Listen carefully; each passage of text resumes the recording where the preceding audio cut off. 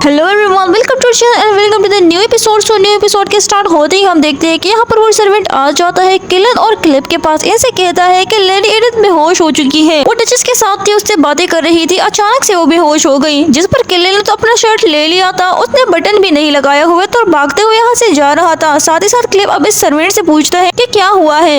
इस पर सर्वेंट उसे बताता है कि मालूम नहीं, अचानक से लेडी एडिथ बेहोश हो गई। जिस पर क्लिप किलन की तरफ देखते हुए कहता है ओ, और हमें सीन दिखाता है एडिथ का। यहाँ पर डॉक्टर आ चुकी थी और डॉक्टर बताती है कि इन दिनों इसने बहुत ही ज्यादा स्ट्रेस लिया हुआ है। ये केस अक्सर स्ट्रेस की वजह से होता है। तो क्या लेडी के साथ कुछ ऐसा हुआ है जिसकी वजह से इसने बहुत ही ज्यादा स्ट्रेस लिया हुआ है। इसके बाद वो उससे कहती है कि ये कुछ ऐसा ज्यादा मसला नहीं है, ये बहुत जल्द ही ठीक हो जाएगी, इसने आराम करना होगा। लेकिन इस सारे वक्त में आप प्लीज इनका ख्याल रखें और साथ ही साथ इन्हें ज्यादा स्ट्रेस ना दे। इस पर किलन अपने मन में बताता है कि इस सारे वक्त में ये स्ट्रेस में रही है, इसीलिए तो स्ट्रेस में रही है क्योंकि मेरा फादर मीन्स के मेरा बाप इससे इंटरोगेशन कर रहा था, इससे सवाल जवाब पूछ रहा था। साथ ही साथ वो अपने मन में ये भी बताता है कि देखो एडिथ, तुम कितना रो चुकी हो, तुम इतना रो चुकी हो कि इससे तुम्हारी आंखें भी सूज गई है। बताता है अपने मन में कि वो एडिथ जो कि इतनी एरोगेंट थी पहले, अब वो इतनी रो चुकी है कि उसकी आंखें सूज गई है। साथ ही साथ वो यही बताता है कि तुम्हें इतना रोना नहीं चाहिए था। और इसी के साथ वो डॉक्टर यहाँ से चली जाती है। इनको यही बताती है कि इनका ख्याल रखना और साथ ही साथ इन्हें स्ट्रेस नहीं देना है। जब वो यहाँ से चली जाती है, यहाँ पर किलन अपने मॉम से पूछते है मॉम क्या हुआ था। जिस पर मॉम उसे बताती है असल में एडिथ मेरे पास आई थी, वो मुझे यही बता रही थी कि उसने कुछ भी नहीं किया। उसने मुझे ये बताया था कि वो जानती है कि हम सब लोग उसका भरोसा नहीं करेंगे कि ये डॉक्यूमेंट्स उसने चुराए हैं, लेकिन वो बता रही थी कि मैंने सच में ये डॉक्यूमेंट्स नहीं चुराए। इस पर किलन कहता है कि इस सारे वक्त में वो मुझे भी ये सब बता रही थी। इस पर तो मदर उसे बता दी है कि तुम्हें उसका भरोसा कर लेना चाहिए था, क्योंकि मैंने भी उसे बताया कि मैं तुम्हारा भरोसा करती हूँ और मुझे यकीन है कि तुमने नहीं किया होगा। इसके बाद वो बेहोश हो गई। इस पर तो किलन अपने मन में कहता है कि एडिथ ने उसे बताया था कि हाँ मुझे मालूम है कि तुम मेरा भरोसा नहीं करोगे, ना ही अब और ना कभी फ्यूचर में। ये सब बातें याद करके किलन के सर में अचानक से दर्द होने लगता है और ये दर्द बहुत ही ज्यादा सीवियर था। जिस पर डचेस अब उससे पूछती है किलन क्या तुम ठीक हो। जिस पर किलन बताता है हाँ मैं ठीक हूँ, सर में दर्द है। और अब डचेस यहाँ पर आना से कहती है आना डॉक्टर को वापस बुला के लाओ। जिस पर किलन बताता है नहीं कोई बात नहीं है, मैं ठीक हो जाऊंगा। साथ ही साथ वो यहाँ से उठकर जाने भी लगता है। अपने मन में ये बता रहा था कि मैंने एडिथ से ऐसे रूट बात की। जब वो जा रहा था इसी वक्त पर उसे रास्ते में एलिस भी मीन्स की रीस भी मिल जाती है। रीस उसे कुछ बता रही थी, उसे रोकने वाली थी, लेकिन इससे पहले कि वो कुछ बता पाती किलन उससे कहता है कि मेरे सर में दर्द है, मुझे रास्ता दो, मुझे यहाँ से जाना होगा। इस पर रीस बहुत ही हैरान हो जाती है। कहते हैं वो बेहोश हो रही तो उसे अपने आप फील हो रहा था। तभी वो बताती है कि मैं कहाँ पर आ गई। वो एक ऐसी जगह पर आ गई थी जहाँ पर बहुत ही ज्यादा अंधेरा था। आसपास की तरफ देखते हुए बताती है कि यहाँ पर बहुत ही ज्यादा अंधेरा है, क्या ऐसा तो नहीं है कि मैं दोबारा से मर गई हूँ। फिर वो अपने मन में कहती है कि नहीं, मुझे तो ऐसा नहीं लगता कि मैं मर चुकी हूँ, क्योंकि कोई शख्स सिर्फ और सिर्फ रोने की वजह से तो नहीं मर सकता। मुझे मालूम है कि यहाँ पर आने से पहले मैं रो रही थी और इसके बाद मैं बेहोश हो गई, तो मैं मर तो नहीं सकती इस सब की वजह से। और जैसे ही वो ये बताती है अचानक से उसके पीछे एक स्क्रीन ओपन हो जाता है। अब यहाँ पर सिस्टम उसे बता रहा था कि अगर तुम चाहती हो कि तुम अपनी स्टोरी को एज एडिथ रेगोल्फ इस स्टोरी में कंटिन्यू कर पाओ तो तुमने क्या करना होगा कि तुमने 3 रूल्स को मानने होंगे। उसमें एक रूल ये है कि तुमने अपनी सीक्रेट इन्फॉर्मेशन को किसी के साथ भी इस स्टोरी में शेयर नहीं करनी। इसके तुमने अपने आप से रिलेटेड किसी को भी नहीं बताना कि तुम कहाँ से आई हो और यहाँ पर कैसे आई हो। अब इस पर तो नोना हैरान हो जाती है, अपने मन में बताती है कि क्या 3 मेन रूल्स को फॉलो करने होंगे ऑर्डर को मेंटेन रखने के लिए। अब नोना उसे बताती है कि तुम किस चीज से रिलेटेड बता रहे हो, मुझे किसी चीज की समझ नहीं आ रही, तुम्हारा क्या मतलब है। अब जैसे ही वो ये बताती है सारा का सारा सिस्टम खत्म हो जाता है। अब वो सिस्टम को बताती है कि रुको, सब्र तो करो, मुझे और रूल्स के बारे में तो बता दो, सिर्फ एक रूल तुमने मुझे बता दिया। अब जैसे ही वो ये बताती है नोना नीचे की तरफ गिरने लगती है। अब वो एडिथ रेगोल्फ की बॉडी में वापस से उठ जाती है। अब जैसे ही वो उठती है आना उसकी तरफ देखते हुए कहती है माय लेडी आप उठ गई। और तभी एडिथ अपने मन में बताती है कि मुझे ये मत बताना कि ये सब तभी हुआ जब मैं डचेस को कुछ बताने वाली थी।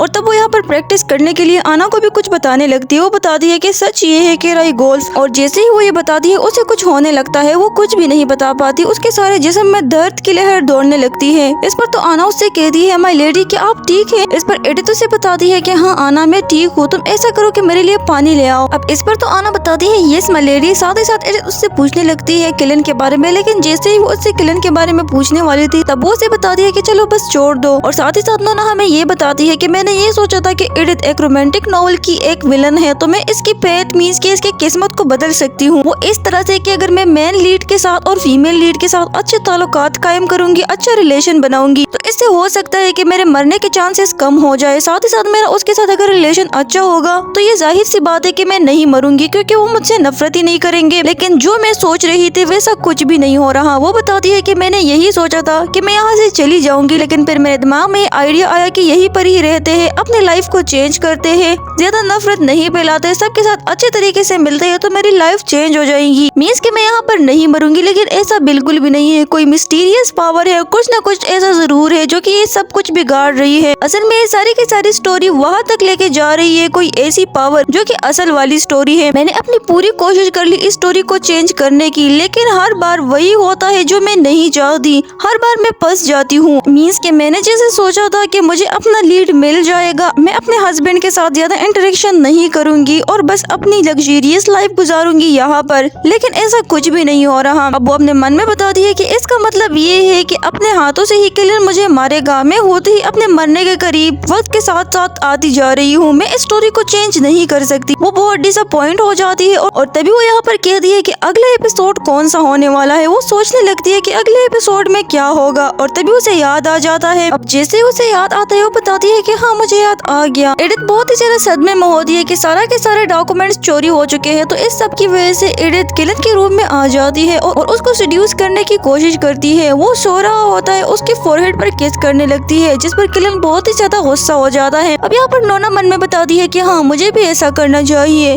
मुझे करना चाहिए, इस स्टोरी के मुताबिक मुझे चलना चाहिए। और जैसे ही वो किलन के रूम में आती है अपने मन में बताती है अगर ये एक्ट मैं करती हूँ और इसके बाद से सब कुछ वैसे ही जाता है जैसे कि ओरिजिनल स्टोरी में है, तब मुझे कोई भी मेहनत नहीं करनी होगी, बस मैं उस ओरिजिनल स्टोरी के मुताबिक ही चलूंगी, मैं अपनी किस्मत चेंज नहीं कर पाऊंगी। जैसे ही वो किलन के करीब आती है, किलन बहुत प्यारा लग रहा था। इस बार नोना अपने मन में बताती है कि बिल्कुल किसी स्टोरी के मेल लीड की तरह, ये बिल्कुल एंजल की तरह लग रहा है सोते हुए भी। साथ ही साथ वो ये भी बताती है कि यही वो शख्स है जिसके साथ मैं फॉल इन लव हुई हूँ, ये कितना प्यारा लग रहा है। तभी वो कहती है कि चलो अपना एक्ट स्टार्ट करते हैं, मुझे मालूम पड़ जाएगा कि मैं अपना किस्मत चेंज कर सकती हूँ या नहीं। जैसे ही वो उसके फोरहेड पर किस करती है वो बताती है कि अब तक तो किलन को जाग जाना चाहिए था, गुस्सा हो जाना चाहिए था, लेकिन ये तो कुछ भी नहीं हुआ। और अचानक से किलन उसका हाथ पकड़ लेता है, उसे बताता है कि क्या हुआ, क्या तुम्हारा दिमाग ठीक है, इसका मतलब ये है कि तुम हीट में हो। इस पर तो एडिथ बहुत हैरान हो गई थी। बताती है कि नहीं मैं तो सिर्फ, और इसी के साथ किलन ने उसको बेड में नीचे ला दिया था। उसे बताता है कि अच्छा अगर तुम्हारी यही ख्वाहिश है तो चलो ये सब करते हैं। साथ ही साथ उसे ये भी बताता है कि चलो देखते हैं कि नागिन की तरह फूल एडिथ रायगोल्ड मुझे सेटिस्फाई कर सकती है या नहीं।